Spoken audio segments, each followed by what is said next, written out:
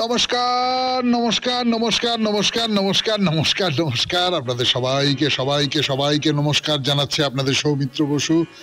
সবাইকে অজস্র শুভকামনা জানাচ্ছে, সবাইকে স্বাগত জানাচ্ছে আজকের এই শরণাগত অনুষ্ঠানে এবং সবাইকে শুভ সকাল জানাচ্ছে। শুভ হোক, শুভ হোক, সকলের শুভ হোক, সকলের ভালো হোক, সকলের মঙ্গল হোক, কল্যাণ হোক, কল্যাণ হোক, কল্যাণ হোক, কল্যাণ হোক। আজকে নাগ পঞ্চমী, মনসা দেবী ও অষ্টনাগ পূজা। বেনি মাধবশীলের পঞ্জিকা অনুযায়ী আজকের দিনটার কথা এবার বলি। আজকে 30শে আষাঢ় 1432, ইংরেজির 15ই জুলাই 2025, মঙ্গলবার। আজ পঞ্চমী। সূর্যোদয়ের সময় ভোর 5:04, সূর্যাস্তের সময় সন্ধে 6:23। নক্ষত্র শতভিসা। আজকে জন্মে কুম্ভ রাশি, শূদ্র বর্ণ, মতান্তরে বৈশ্য বর্ণ, রাক্ষসগণ। দিনের বেলা 7:07 গতে নরগণ, রাত্রি 12:23 গতে মীন রাশি, বিপ্রবর্ণ। আমাদের হোয়াটসঅ্যাপে চিঠি পাঠাবার নাম্বার 9831922927। চিঠির গোড়ায় অতি অবশ্যই SG লিখতে হবে। এবারে আজকের অনুষ্ঠান সম্পর্কে বলি। আজকের অনুষ্ঠানে প্রথমে তো পুরাণ চিরন্তন। পুরাণ চিরন্তনে আমরা বলছিলাম নকুলের কথা। যুধিষ্ঠির, ভীম, অর্জুন এদের নিয়ে অনেক কথা হয়, কিন্তু নকুল আর সহদেব বেচারি একটু আড়ালে পড়ে গেছেন পঞ্চপাণ্ডবের মধ্যে। তো সেই নকুলকে নিয়ে কথা বলছিলাম আমরা, এবং নিশ্চয়ই এই নকুলকে নিয়ে অনেকগুলো কথা, নতুন নতুন কথা সব আপনারা জানতে পেরে গেছেন। তো শেষ যে কথাটা বলেছিলাম সেটা হচ্ছে যে ওই আত্মগোপন করে থাকবার সময়, অজ্ঞাতবাসের সময় বিরাট রাজার যে সভা, সেইখানে নকুল গ্রন্থিক বা অশ্বরক্ষক হয়ে রইলেন। মানে অশ্বরক্ষকের কাজটা তিনি খুব ভালো জানতেন, ঘোড়ার ব্যাপারে তিনি খুব পারদর্শী ছিলেন। এখান থেকে আমরা আবার শুরু করব আমাদের নকুলের কথা বলা। তারপরে চলে যাব স্বামী বিবেকানন্দের রচনা থেকে পাঠ। এই পর্বে এখন যে বক্তৃতাটি বাংলায় অনুবাদ পড়ে শোনাচ্ছি আপনাদের, সেটি হলো আত্মা। তার অল্প একটু অংশ শুনিয়েছি, তারপরে আরো আজকে শোনাবো।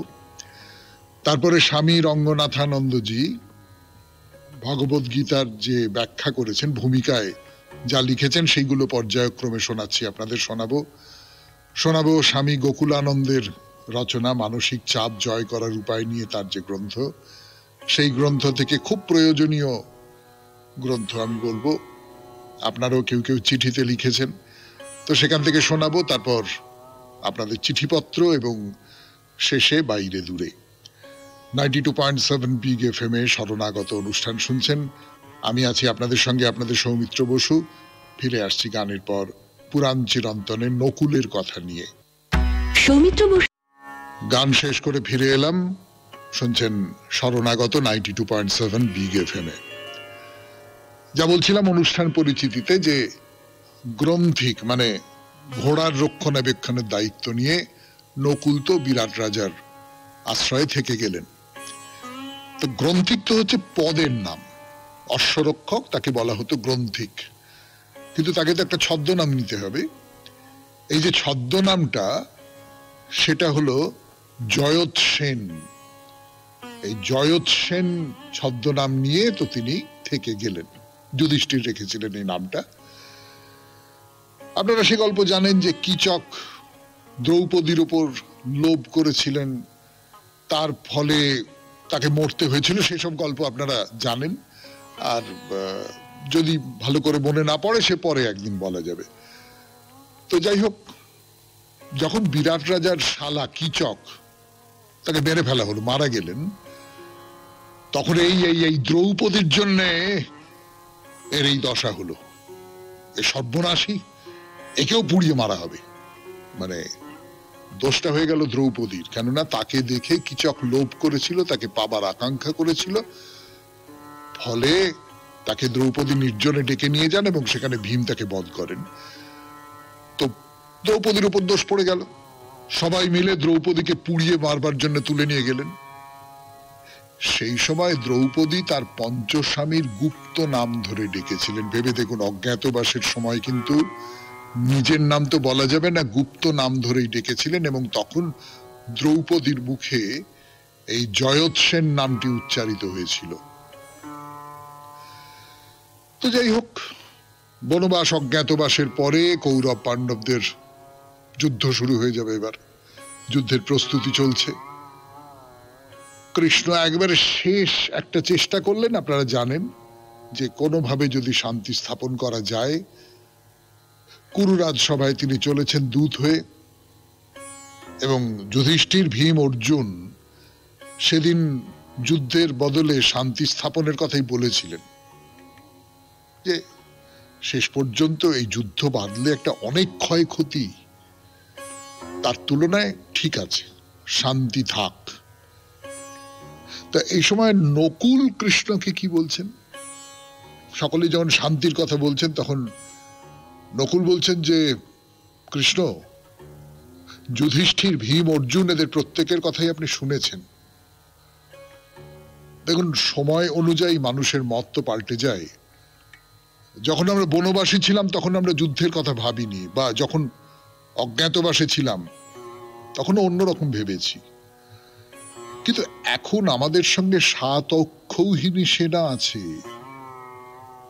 তাছাড়া আমাদের পক্ষে ভীম আছেন, অর্জুন আছে, সহদেব আছে, বলরাম আছে, নিজের নামটা বাদ দিচ্ছেন, এবং আপনি আছেন। সবচেয়ে বড় কথা, তাদের বিরুদ্ধে যুদ্ধ করতে ভয় পাবে না এমন কোন লোক তো নেই। আপনি দুর্যোধনকে প্রথমে শান্তির কথা বলবেন, তারপরে ভয় দেখাবেন। শুনছেন নকুলের কথা। কুরুক্ষেত্র যুদ্ধের আগে নকুলের দৃষ্টিভঙ্গি কি ছিল?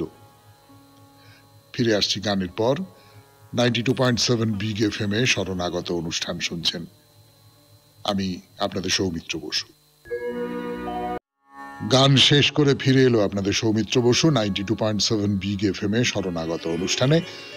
নকুল কৃষ্ণকে, কৃষ্ণ যখন ওই কৌরব সভায় যাচ্ছেন শান্তি স্থাপনের জন্য, নকুল বলছেন যে আপনি শান্তির কথা বলবেন, যুধিষ্ঠির, ভীম, অর্জুন যা বলেছেন আপনি বলবেন, কিন্তু যদি দুর্যোধন রাজি না হয় তাহলে ভয় দেখাবেন, কিন্তু ভয় দেখিয়েও এমন একটা ভাব ধরে রাখবেন যাতে সে ব্যথিত বা ক্রুদ্ধ না হয়। তার মানেটা কি? মানেটা হচ্ছে নকুল কিন্তু যুদ্ধের কথাই বলছেন। নকুল কিন্তু এটা বুঝতে পাচ্ছেন যে দুর্যোধন মেনে নেবে না, শান্তি প্রস্তাব দুর্যোধন মেনে নেবে না। তবু নকুল শেষবারের মতন বলছেন যে পিতামহ ভীষ্ম, গুরু দ্রোণ, মহামতি বিদুর, এদের উপর আমার আস্থা আছে, তারা নিশ্চয়ই দুর্যোধনকে সন্ধির কথা বোঝাতে পারবেন। আর তার চেয়েও বড় কথা এই যে আপনি আর মহামতি বিদুর যেখানে থাকবেন, সেখানে যে কোনো পণ্ড হয়ে যাওয়া জিনিসও সিদ্ধি লাভ করবে। না, নকুল খুব বড় যোদ্ধা ছিলেন এরকম কথা বলা যাবে না। যুদ্ধে কোথাও তার উল্লেখযোগ্য বীরত্ব প্রকাশ পেয়েছে যে এই জায়গায় নকুল একদম দুর্দান্ত যুদ্ধ করেছেন ইত্যাদি ইত্যাদি, এরকম নয়। যুদ্ধ করেছেন, যোদ্ধা ছিলেন এই পর্যন্ত অন্যদের তুলনায়, মানে। কিন্তু এই কথাটাও মহাভারতে আছে যে যুদ্ধ শুরুর আগে যে শঙ্খ বাজাতে হয়, সুঘোষ নামে একটি শঙ্খ, সেটি যুধিষ্ঠির, ভীম, অর্জুনের সঙ্গে নকুলও বাজিয়েছিলেন। তো এমনিতে যুদ্ধ চলার সময় কোনো বড় বীর তার হাতে পর্যুদস্ত হয়েছিলেন এমনটাও জানতে পারা যায় না। এমনকি কর্ণ এবং তার ছেলে বৃষসেন, তার সঙ্গেও যুদ্ধ করতে গিয়ে নকুল হেরে গিয়েছিলেন। আর দুই একটা কথা বলি নকুল সম্পর্কে। নকুলের রথের ঘোড়াগুলো ছিল সাদা রঙের, কম্বোজ থেকে এসেছিল সেই ঘোড়াগুলো। কুরুক্ষেত্র যুদ্ধ শেষ হবার পর যখন যুধিষ্ঠির কিছুতেই রাজা হতে চাইছেন না, তখন অন্য ভাইদের সঙ্গে নকুলও যুধিষ্ঠিরকে বলছেন যে এটা করবেন না, আপনি সিংহাসনে বসুন, আপনি রাজ্য শাসন করুন। তো যুধিষ্ঠির সিংহাসনে বসলেন এবং নকুলকে যুধিষ্ঠির যে দায়িত্ব দিয়েছিলেন সেটা হচ্ছে যে সৈন্যদের দেখভাল করা, তাদের মাইনে দেওয়া, এই সমস্ত কাজ নকুল করতেন। মহাপ্রস্থানে যাবার পথে দ্রৌপদী আর সহদেবের পতনের পর নকুল পড়ে যান। ভীম যুধিষ্ঠিরকে নকুলের পতনের কারণ জিজ্ঞেস করলে তিনি বললেন, নকুলের খুব অহংকার ছিল, তার মতো সুপুরুষ আর রূপবান কেউ ছিল না, এই অহংকারই তার পতন হয়েছিল। শেষ করলাম নকুলের কথা 92.7 বিগ FM এ শরণাগত অনুষ্ঠানে। এবারে স্বামী বিবেকানন্দের রচনা থেকে পাঠ, আত্মা। আত্মা, স্বামী বিবেকানন্দের রচনা থেকে পাঠ 92.7 বিগ FM এ শরণাগত অনুষ্ঠানে। যতটা পড়েছিলাম তারপর থেকে আমরা দেখিতে পাই যে বৈদান্তিকগণের মধ্যে তিনটি প্রধান শ্রেণী বিভাগ আছে। অবশ্য একটি বিষয়ে তাহারা সকলেই একমত, অর্থাৎ তাহারা সকলেই ঈশ্বরে বিশ্বাসী।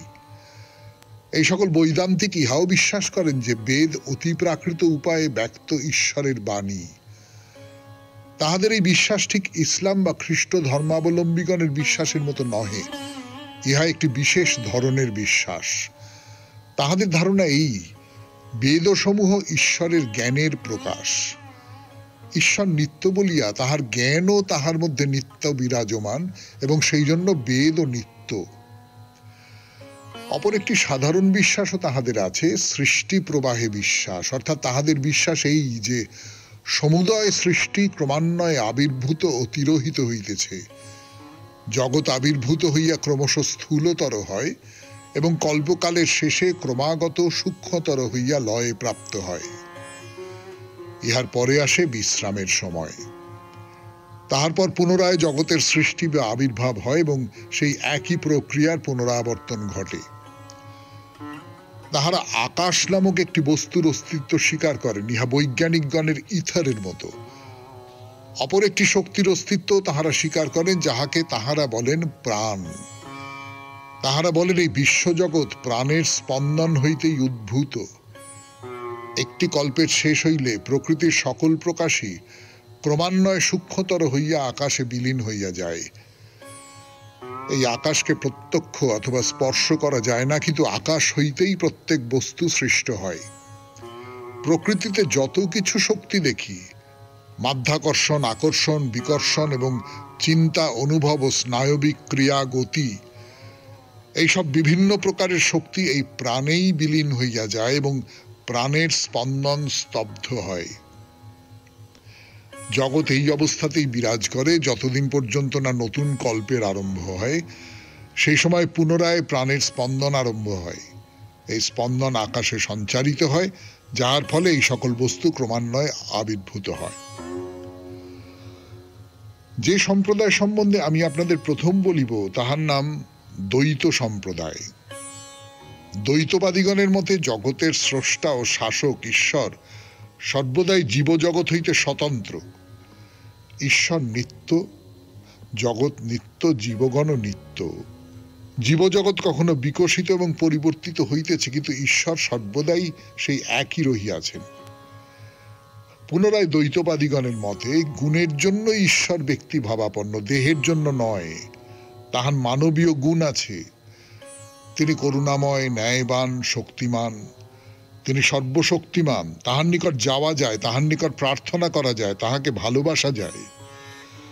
তিনি প্রতিদানে ভালোবাসেন ইত্যাদি।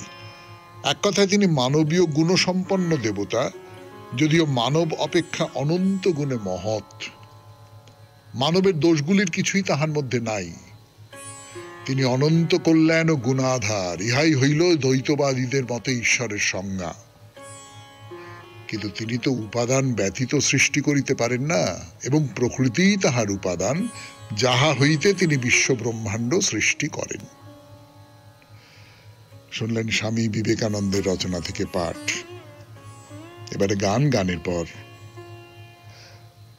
স্বামী রঙ্গনাথানন্দজির ভূমিকা ভাগবত গীতা। ভগবত গীতা স্বামী রঙ্গনাথানন্দজি সেই ভগবদ গীতার ব্যাখ্যা করবেন। তার আগে শঙ্করাচার্যের যে গীতা ভাষ্য, সেই গীতা ভাষ্য নিয়ে তিনি দুটি চারটি কথা বলছেন। তার মধ্যে একটি কথা এর আগের দিন বলেছিলাম আপনাদের, যে ভারতীয় সৃষ্টিতত্ত্বের সঙ্গে আধুনিক পাশ্চাত্য সৃষ্টিতত্ত্বের বেশ কতকগুলো দিক দিয়ে দারুণ মিল রয়েছে। এই সূত্র ধরে কিছু কথাবার্তা হয়েছিল, তারপর থেকে পড়ে শোনাই। এই প্রথম শ্লোকটিতে আমরা পাচ্ছি নারায়ণের উল্লেখ, যার সঙ্গে তুলনীয় কোনো ধারণা বা ভাব পাশ্চাত্য জ্যোতির্বিজ্ঞানে নেই। কিন্তু পরবর্তী পর্বে অব্যক্ত বা অবিভাজিত অবস্থার কথা আসছে, যা আধুনিক পাশ্চাত্য জ্যোতির্বিজ্ঞানের স্টেট অফ সিঙ্গুলারিটি বা এককত্বের অবস্থার সঙ্গে তুলনীয়। পরম দৈবসত্তা নারায়ণকে আবাহন করা হয়েছে এই বলে যে তিনি অবিভাজিত প্রকৃতির পশ্চাতে অবস্থিত। বেদান্ত মতে প্রকৃতির দুটি মাত্রা, বিভাজিত ও অবিভাজিত। বিভাজিত হলো তাই যাকে এই ব্যক্ত বিশ্বরূপে প্রকাশিত দেখতে পাওয়া যায়। তার পিছনে আছে অব্যক্ত অর্থাৎ অবিভাজিত প্রকৃতি, যা হলো পাশ্চাত্য জ্যোতির্বিজ্ঞান কথিত মহানাদ, বিগ ব্যাং। এর ঠিক আগের অবস্থা। অব্যক্ত থেকে আসে ব্যক্ত বা প্রকাশিত রূপ, যাকে বর্তমান শ্লোকে বলা হয়েছে ব্রহ্মাণ্ড, এবং যার মধ্যে রয়েছে সপ্ত মহাদেশযুক্ত এই পৃথিবী সহ লক্ষ কোটি জগৎ। বেদান্তে ঈশ্বর বা পরম সত্যকে অনন্ত কোটি ব্রহ্মাণ্ড নায়ক বলা হয়েছে। ভারতবর্ষের চিন্তায় ছিল অসীম দেশকালের ধারণা, যার সঙ্গে সেমিটিক চিন্তার অতি সীমাবদ্ধ দেশকাল ভাবনার সাদৃশ্য নেই, কিন্তু সাদৃশ্য আছে আধুনিক পাশ্চাত্য জ্যোতির্বিজ্ঞান ভাবনার। বেদান্ত বলে গোটা ব্রহ্মাণ্ড এসেছে ব্রহ্ম থেকে, ব্রহ্মেই তা অবস্থান করছে, এবং একটি সৃষ্টিচক্রের অন্তে আবার তা ব্রহ্মেই লীন হয়ে যায়।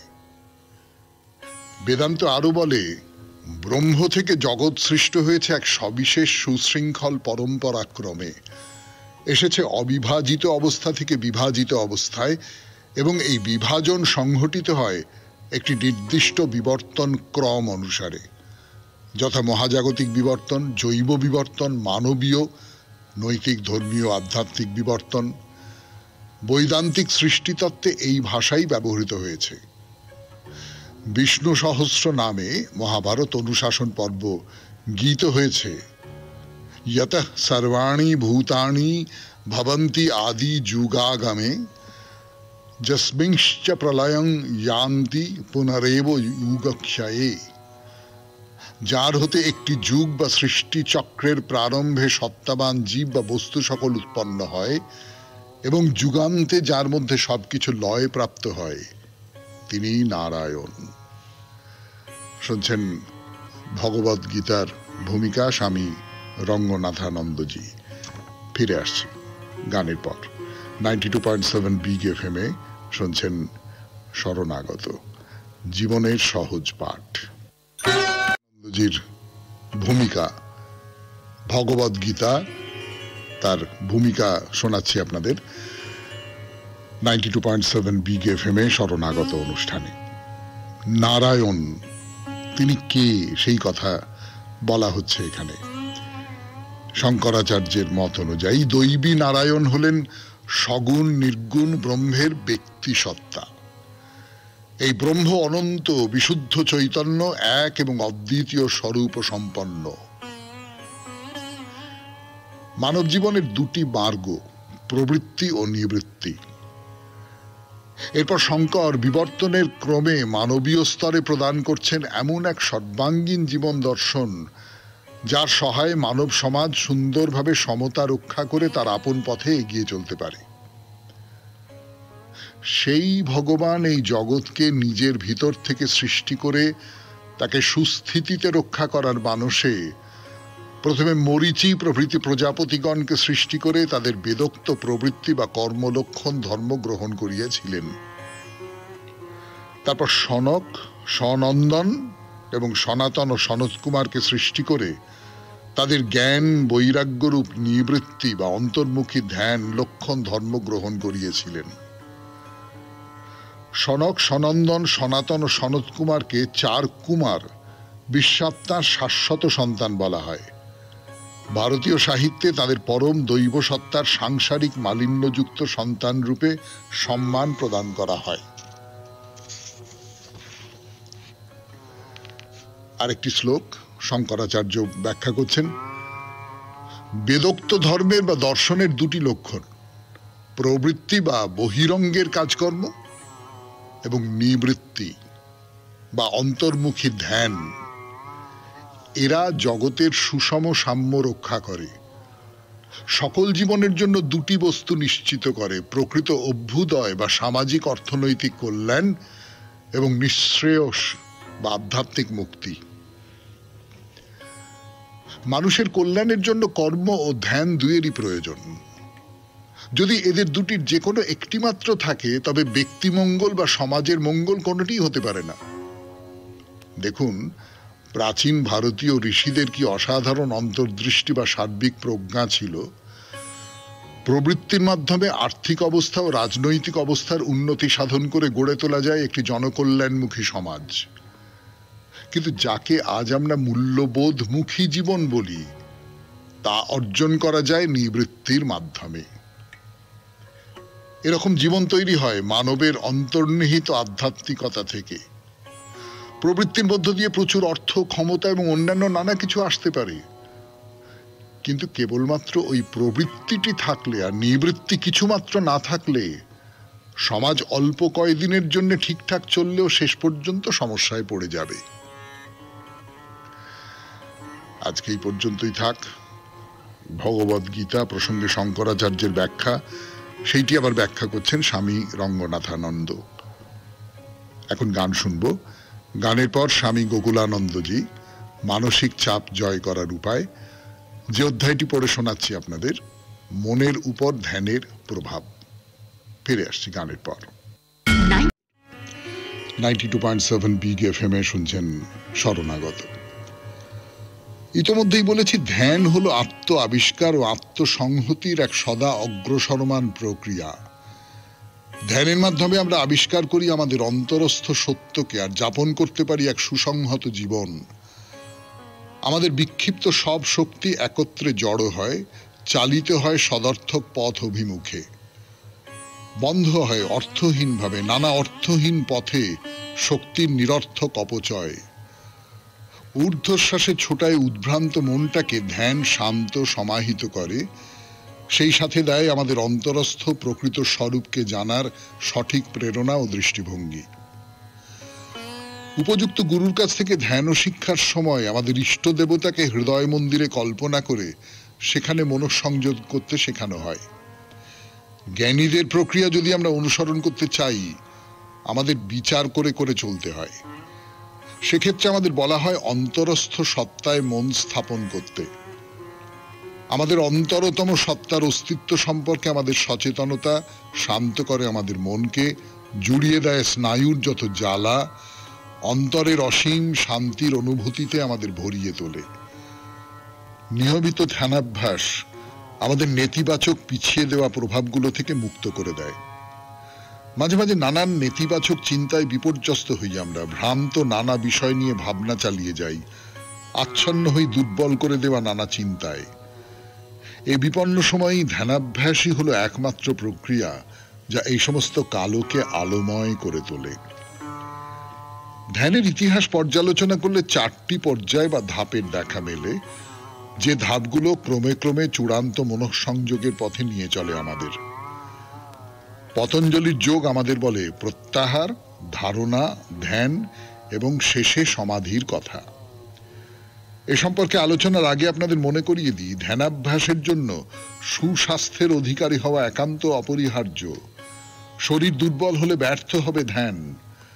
সুতরাং নিয়মিত শরীর চর্চা করা চাই, সেই সঙ্গে অভ্যাস করা চাই প্রাণায়াম।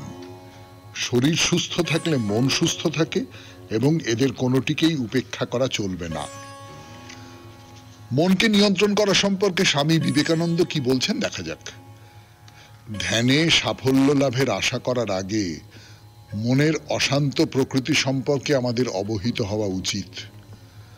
পাশ্চাত্যে মনের অস্থিরতা সম্পর্কে কথা প্রসঙ্গে স্বামীজি মনকে তুলনা করেছেন একটি বানরের সঙ্গে। বানর স্বভাবতই অস্থির, এখন তাকে যদি মদ খাওয়ানো হয় সে হয়ে উঠবে আরো চঞ্চল, আরো অস্থির, উদ্দাম।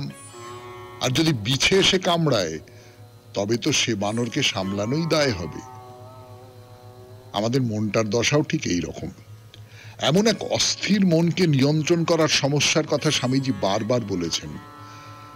মনের ক্রমবর্ধমান অস্থিরতার কথা বলতে গিয়ে স্বামীজি একটা বানরের ক্রমবর্ধমান অস্থিরতার নানা ধাপগুলোকে উপমা স্বরূপ বর্ণনা করেছেন।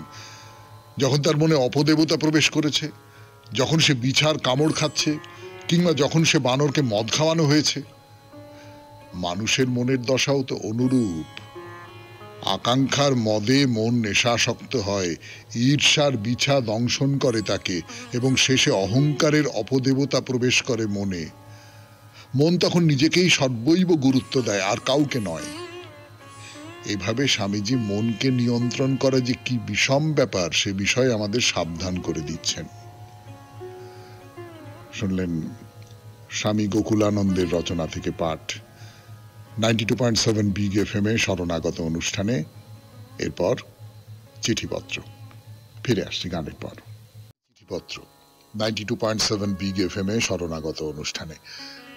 যে চিঠিটি আজকে পড়ব সেই চিঠিটা আমাকে খুব পুরনো একটা দিনের মধ্যে ফিরিয়ে দিল। যিনি চিঠিটা লিখেছেন আমি তাকে খুব যে মনে করতে পারছি এমনটা নয়, কিন্তু তার চিঠির মধ্যে দিয়ে বয়ে এলো আমার সেই কম বয়সের জীবনের অভিজ্ঞতার কথা আর কি। চিঠিটি লিখেছেন প্রদীপ কান্তি বোস, নববারাকপুর, উত্তর 24 পরগনা থেকে। পড়ে শোনাই সেই চিঠি, তাহলেই আপনারা বুঝতে পারবেন কেন হঠাৎ আমি একটু স্মৃতি কাতর হয়ে পড়লাম। প্রিয় সৌমিত্রবাবু, আপনার সকালের এফএম এর আমি একজন শ্রোতা। বিশেষ করে শরণাগত আমার কাছে প্রত্যেক দিনই নতুন নতুন করে উৎসাহ ও উদ্দীপনা নিয়ে আসে। আপনার সাথে আমার একটা যোগ ছিল কর্মসূত্রে। যখন আমি 1988 সালে এপিসি কলেজে টাইপিস্ট হিসেবে জয়েন করি তখন আপনার সাথে অনেক কথাই হয়েছে। এপিসি কলেজ মানে নিউ ব্যারাকপুরে বা নব ব্যারাকপুরের আচার্য প্রফুল্লচন্দ্র কলেজ, সেখানে আমি বছর দেড়েক চাকরি করেছি আর কি। আমার বেশ মনে আছে তখন একবার একটা ফুটবল খেলা হয়েছিল কলেজের মাঠে, ছাত্র সংসদ বনাম কলেজের শিক্ষক ও শিক্ষাকর্মীদের মধ্যে। সেই খেলায় আপনি আমিও অংশগ্রহণ করেছিলাম। আপনার মূল্যবান পাসে আমি একটা গোলও করেছিলাম। এইটা আমার মনে নেই। আমার এইটা মনে আছে যে ছাত্ররা প্রাণপণ চেষ্টা করছিল শিক্ষকদের জিতিয়ে দেবার, তাতে নাকি একদিন ছুটি পাওয়া যাবে। কিন্তু আমরা জিতেছিলাম সেই খেলায় 3-1 ব্যবধানে। তারপরে আপনি যাদবপুর বিশ্ববিদ্যালয়ে চলে গেলেন, আপনার সাথে আর যোগাযোগ থাকলো না। তবে এফএম রেডিওর শরণাগত অনুষ্ঠানে আবার আপনাকে পেয়ে খুব ভালো লাগতো। আমি সবাইকে বলি, এই সৌমিত্র বসু আমাদের এপিসি কলেজের অধ্যাপক ছিলেন। অনুষ্ঠানটি আপনার সুষ্ঠু পরিচালনায় সুন্দর ও প্রাণবন্ত হয়ে উঠেছে। ভক্তি ও শ্রদ্ধায় আর গানে শুধু নয়, কিছু কিছু ব্যাপার যেগুলো আমরা জানি না সেগুলো আপনি কত সহজ সরলভাবে শ্রোতা দর্শকদের কাছে উপস্থাপন করছেন, তা আমরা যারা এই অনুষ্ঠানটি শুনি তারা মর্মে মর্মে উপলব্ধি করতে পারি। আপনার শরণাগত অনুষ্ঠান আরো সুন্দর ও জনপ্রিয় হয়ে উঠুক, তার সাথে আমাদের ঠাকুর দেবতা মনীষীদের সম্পর্কে সঠিক ধারণা সৃষ্টি হোক।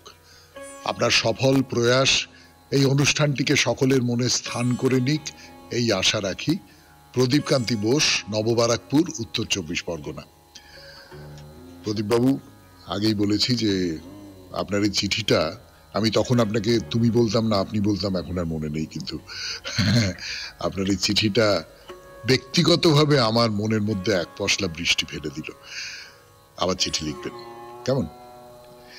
এবারে তাহলে বাইরে দূরে 92.7 বিগ এফএম এ শুনছেন শরণাগত, জীবনের সহজ পাঠ।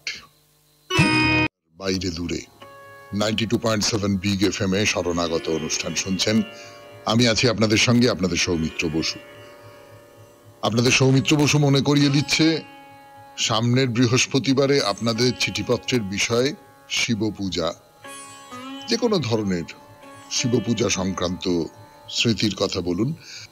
আপনার দেখা শিব পূজা, ছোটবেলায় মেয়েরা ওই মাটির শিবলিঙ্গ গড়ে পুজো করে, সেই পুজোর অভিজ্ঞতার কথা কোনো তারকেশ্বরের মেলায় বা অন্য কোনো মেলায় যাওয়ার অভিজ্ঞতা, এই নিয়ে 250 শব্দের মধ্যে চিঠি।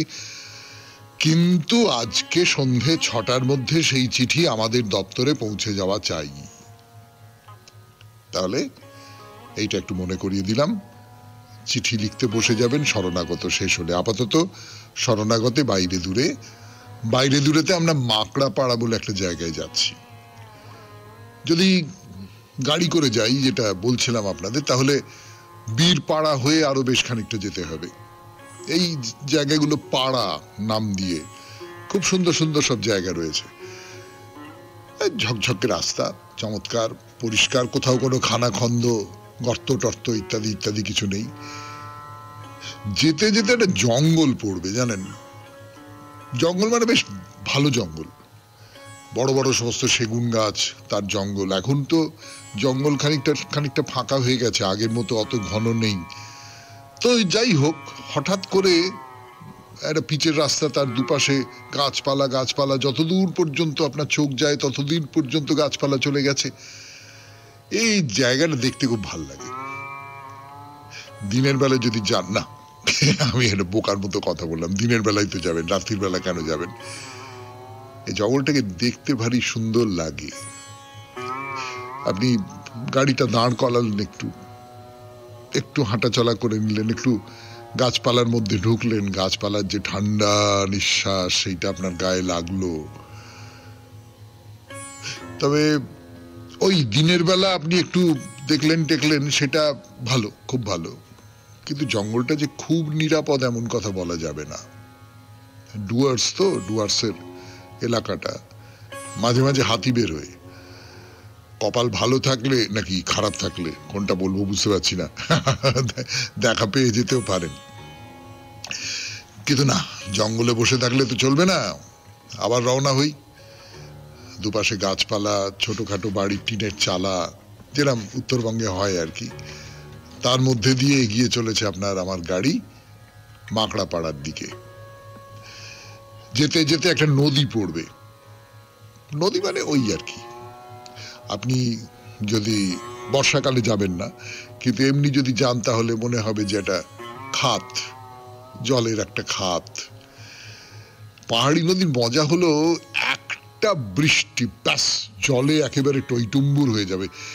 আমি দেখেছি, জানেন তো, আমার মনে আছে যে ডালটনগঞ্জে নদীর ধারে একটা বাড়িতে আমরা কিছুদিন ছিলাম, খুব ছোট বয়সে। তো এমনি একটা খাত চলে গেছে, তেমন কিছুই না। দিন বৃষ্টি হলো, তারপরে সে নদীর গর্জন বাড়ির বারান্দা থেকে, ঘরের ভেতর থেকে শোনা যায়, সে হুড় হুড় করে জল চলে যাচ্ছে।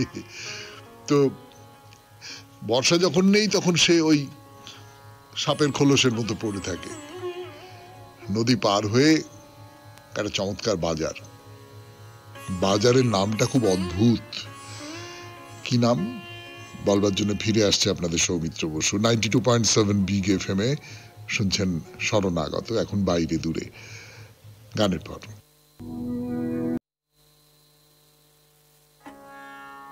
পর ফিরে এলাম। মাকড়াপাড়া যাবার পথে একটা বাজার পড়েছে, বাজারটার নাম হচ্ছে হামরো বাজার। হামরো বাজার ব্যাপারটা মানে কি রে বাবা, তাই না? খুব অদ্ভুত লাগে।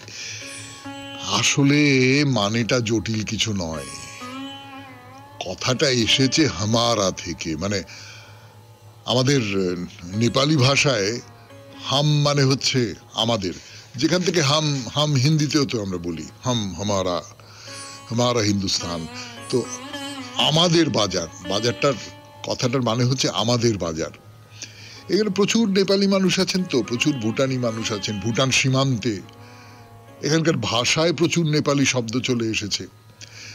না, বাজার মানে আপনি যদি এই একটা চমৎকার সব ওই রকম কিছু ভাববেন না। এমনি ওপরে খানিকটা প্লাস্টিকের ছাউনি টাউনি টাঙিয়ে বাজার বসেছে।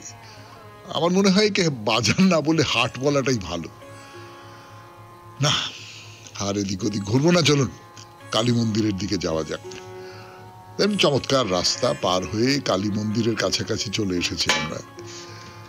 যে কোনো মন্দিরের বাইরেই, বিশেষ করে যেসব মন্দিরে পুজো দেওয়া হয় এবং ভক্তরা আসেন, হয়তো প্রচুর পরিমাণেই আসেন, সেই সব মন্দিরের বাইরে একটা করে বাজার বসে, বাজার বলাটা ঠিক হবে না, বেশ কিছু দোকানপাট ইত্যাদি ইত্যাদি বসে, যেখানে কেবলমাত্র পুজোর যে জিনিসপত্র সেইগুলো পাওয়া যায়। তো এখানে অনেকগুলো দোকান আছে, দোকান মানে ওই চালাঘর আর কি, কিছু চালাঘর আছে, এবং সেখানে পুজোর সমস্ত সামগ্রী পাওয়া যাচ্ছে। আচ্ছা, একটা কথা আপনাদের জিজ্ঞেস করি, ধরুন এই যে দোকানে পুজোর সামগ্রী পাওয়া যাচ্ছে, প্রথমেই কোনটা চোখ টানে বলুন তো? প্রথমেই চোখ টানে যেটা, সেটা হচ্ছে ওই অঙ্গবস্ত্রটা। হ্যাঁ, ঝুলিয়ে রাখা হয়েছে সার সার লাল রঙের অঙ্গবস্ত্র, তার উপরে সোনালী জরির কাজ করা। এই তো আপনি যে কোনো মন্দিরের সামনেই দেখতে পাবেন। তার বাইরে ফল আছে, ধূপ আছে, জবা ফুল তো নিশ্চয়ই আছে, বিশেষ করে তার কারণ এই কালী পুজোয় জবা ফুল তো লাগবেই। এই সমস্ত নিয়ে দোকানি সব পসরা সাজিয়ে বসে আছে। এবার তাহলে মন্দিরের দিকে যাই, সামনেই মন্দির, কিন্তু না, মন্দির পর্যন্ত যাবার আগেই শেষ করছি আজকের শরণাগত 92.7 বিগ FM এ। আমি আছি আপনাদের সৌমিত্র বসু। শেষ করবার আগে আরো বিশেষ করে বলে নেব যে আজকের সন্ধে 6টার মধ্যে আপনার শিব পূজা সংক্রান্ত যে চিঠিটি, সেটি যেন আমাদের দপ্তরে পৌঁছে যায়। কবিতা দিয়ে শেষ করি। ধূপ আপনারে মিলাইতে চাহে গন্ধে, গন্ধ সে চাহে ধূপের রহিতে জুড়ে, সুর আপনারে ধরা দিতে চাহে ছন্দে, ছন্দ ফিরিয়া ছুটে যেতে চায় সুরে, ভাব পেতে চায় রূপের মাঝারে অঙ্গ, রূপ পেতে চায় ভাবের মাঝারে ছাড়া, অসীম সে চাহে সীমার নিবিড় সঙ্গ, সীমা চায় হতে অসীমের মাঝে হারা, প্রলয় সৃজনে না জানি একার যুক্তি, ভাব হতে রূপে অবিরাম যাওয়া আসা, বন্ধ ফিরিছে খুঁজিয়া আপন মুক্তি, মুক্তি মাগিছে বাঁধনের মাঝে বাসা। খুব ভালো থাকবেন, আনন্দে থাকবেন। নমস্কার।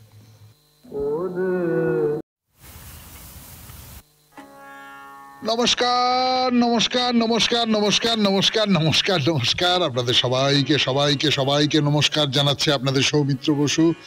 সবাইকে অজস্র শুভকামনা জানাচ্ছে, সবাইকে স্বাগত জানাচ্ছে আজকের এই শরণাগত অনুষ্ঠানে, এবং সবাইকে শুভ সকাল জানাচ্ছে। শুভ হোক, শুভ হোক, সকলের শুভ হোক, সকলের ভালো হোক, সকলের মঙ্গল হোক, কল্যাণ হোক, কল্যাণ হোক, কল্যাণ হোক, কল্যাণ হোক। আজকে নাগ পঞ্চমী, মনসা দেবী ও অষ্টনাগ পূজা। বেনি মাধবশীলের পঞ্জিকা অনুযায়ী আজকের দিনটার কথা এবার বলি। আজকে 30শে আষাঢ় 1432, ইংরেজির 15ই জুলাই 2025, মঙ্গলবার। আজ পঞ্চমী। সূর্যোদয়ের সময় ভোর 5:04, সূর্যাস্তের সময় সন্ধে 6:23। নক্ষত্র শতভিসা। আজকে জন্মে কুম্ভ রাশি, শূদ্র বর্ণ, মতান্তরে বৈশ্য বর্ণ, রাক্ষসগণ। দিনের বেলা 7:07 গতে নরগণ, রাত্রি 12:23 গতে মীন রাশি, বিপ্রবর্ণ। আমাদের হোয়াটসঅ্যাপে চিঠি পাঠাবার নাম্বার 9831922927। চিঠির গোড়ায় অতি অবশ্যই SG লিখতে হবে। এবারে আজকের অনুষ্ঠান সম্পর্কে বলি। আজকের অনুষ্ঠানে প্রথমে তো পুরাণ চিরন্তন। পুরাণ চিরন্তনে আমরা বলছিলাম নকুলের কথা। যুধিষ্ঠির, ভীম, অর্জুন এদের নিয়ে অনেক কথা হয়, কিন্তু নকুল আর সহদেব বেচারি একটু আড়ালে পড়ে গেছেন পঞ্চপাণ্ডবের মধ্যে। তো সেই নকুলকে নিয়ে কথা বলছিলাম আমরা, এবং নিশ্চয়ই এই নকুলকে নিয়ে অনেকগুলো কথা, নতুন নতুন কথা সব আপনারা জানতে পেরে গেছেন। তো শেষ যে কথাটা বলেছিলাম সেটা হচ্ছে যে ওই আত্মগোপন করে থাকবার সময়, অজ্ঞাতবাসের সময় বিরাট রাজার যে সভা, সেইখানে নকুল গ্রন্থিক বা অশ্বরক্ষক হয়ে রইলেন, মানে অশ্বরক্ষকের কাজটা তিনি খুব ভালো জানতেন। ঘোড়ার